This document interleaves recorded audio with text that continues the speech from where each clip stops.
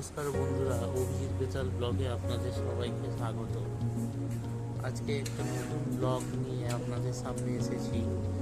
আসলে এই ব্লগটা অনেক দিন ধরে ইচ্ছে ছিল। আমরা দৈনন্দিন জীবনে আমাদের যেটা জীবিকা করি সেইটা নিয়ে আপনাদের কাছে একটি ব্লগ এর মাধ্যমে তুলে ধরার জন্য আজকে এই ভিডিওটা করছি। এখানে আসলে আমাদের হাওড়া জেলার বাগনানে ন্যাশনাল হাইওয়ের পাশে NH-16 যেটা, ওর পাশে একটা ছোট দোকান আছে আমাদের, যেখানে অ্যালাইনমেন্ট, ব্যালেন্সিং, নতুন টায়ার বিক্রি, ফিটিং, নাইট্রোজেন গ্যাস ফিলিং, এই সমস্ত কাজগুলো হয়ে থাকে। তো আজকে সেই রকমই একটা স্করপিও গাড়ি এসেছিল, কিন্তু হঠাৎ স্করপিও গাড়িটার স্টার্ট নিচ্ছিল না, ব্যাটারিটা ডাউন হয়ে যাওয়ার কারণে। তো স্টার্ট নিচ্ছিল না যখন, তখন যে ড্রাইভার সে আবার অন্য জায়গা থেকে একটা পুরনো ব্যাটারি জোগাড় করে এনে ওটাকে চেঞ্জ করে স্টার্টটা দেয়।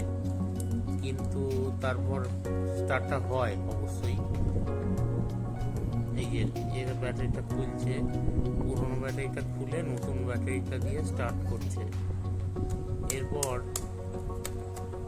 আপনারা দেখবেন কীভাবে কি অ্যালাইনমেন্টের জন্য গাড়িটা দোকানের ভেতরে ঢুকে অ্যালাইনমেন্টের জন্য কীভাবে করছে সেগুলো দেখতে পাবেন পর্যায়ক্রমে। এই যে নতুন ব্যাটারিটা দেয়া হলো।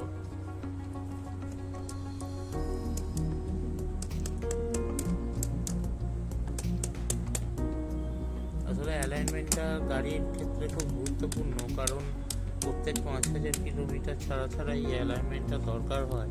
তাতে গাড়ির টায়ারগুলো ভালো থাকবে, লংজিভিটি বাড়বে, আপনারা গাড়ি চালানোর যে স্মুথনেস সেটা পাবেন। এবং ব্যালেন্সিংটাও দরকার, গাড়ির চাকার ব্যালেন্সিংটাকে দরকার।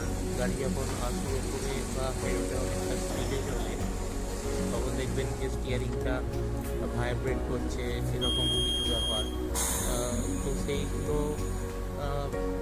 চাকার টায়ারের যে ব্যালেন্সিং, সেগুলো যদি ঠিকঠাক থাকে তাহলে গাড়ি অনেকটা স্মুথ হয়ে যায় এবং টায়ারের লাইফটাও অনেক বাড়ে। এবং এই ক্ষেত্রে দেখা যাচ্ছে আমরা চারটি চাকায় নাইট্রোজেন গ্যাস ভরা হচ্ছে।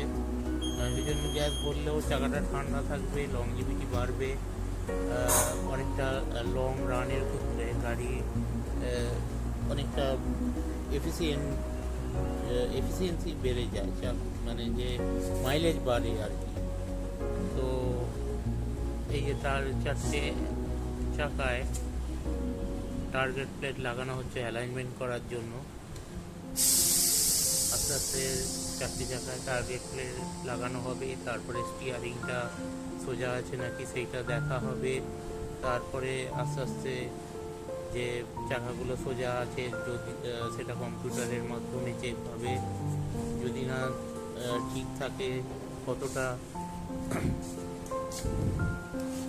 সোজা করার দরকার আছে সেই পরিমাণে সোজা করে তারপরে ছাড়া হবে গাড়িটাকে। দেখতে থাকুন কিভাবে কি হচ্ছে, এবং আমার এই ব্লগের মাধ্যমে আমি সেটা দেখানোর চেষ্টা করেছি। আশা করি আরও ব্লগ আপনাদের সামনে নিয়ে আসবো। আপনারাও পাশে থাকবেন এবং চ্যানেলটিকে সাবস্ক্রাইব করবেন, ভালো লাগলে শেয়ার করবেন এবং লাইক করবেন। ওকে, থ্যাংক ইউ।